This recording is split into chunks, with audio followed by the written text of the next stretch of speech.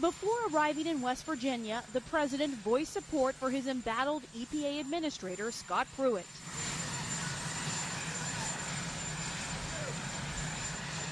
And tonight, CNN has learned that the president has so much confidence in Pruitt, he has even considered him as a replacement for Attorney General Jeff Sessions as recently as this week. Such a move would put Pruitt in charge of the Russia investigation, giving him the authority to oversee and even fire special counsel Robert Mueller.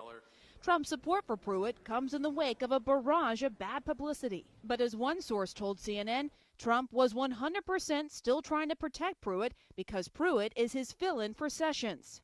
A senior administration official tells CNN the president was not pleased with Pruitt's inability to button up several of his controversies in an interview with Fox News on Wednesday, opting to blame critics for his missteps. Look, I do believe that as we do our work, Ed, as we're focused on these types of things, they are transformational, and anytime that you do transformational things, there are critics and there are people that come against you in that regard. Pruitt claiming he was completely unaware two of his top aides received unapproved pay raises. So one of your friends from Oklahoma got a pay raise that's the medium income. They did not get a pay raise. They did not get a pay raise. They did? No, they did not. They did not. I stopped that yesterday. So you stopped it? Yeah. Are you embarrassed that it should not have happened? It should not have happened. And the officials that were involved in that process should not have done what they did. Pruitt also struggling to explain his rental of an apartment from the wife of a prominent energy lobbyist when he first moved to Washington. President Trump said he would drain the swamp. Is draining the swamp renting an apartment from the wife of a Washington lobbyist?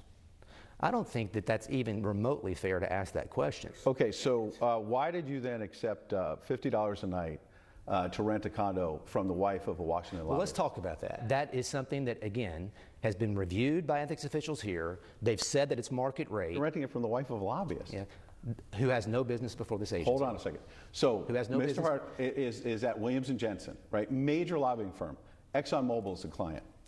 Mr. Hart has ExxonMobil have business before you, sir? Mr. Hart has no clients that has business before this agency. ExxonMobil has no his business. Firm, he's a member of a law firm. To take his relationship and extend You're not answering the question. It was like an Airbnb situation. So you only paid for the nights you rent. You were there. That's exactly right. So, but that's kind of a sweetheart deal because no, it's not. I've never heard of an apartment like that. I've lived in Washington over 25 years. This was going to be my remarks. It would have taken about 2 minutes, but what the hell. Meanwhile, as President Trump chose to get out of Washington today, he was in his element in West Virginia. Now I'm reading off the first paragraph. I said, this is boring. Come on, we have to tell it like it is. What was supposed to be a roundtable discussion about tax reform quickly turned into a wide-ranging campaign-like speech, with the president resurrecting one of his debunked conspiracy theories. In many places, like California, the same person votes many times. You probably heard about that.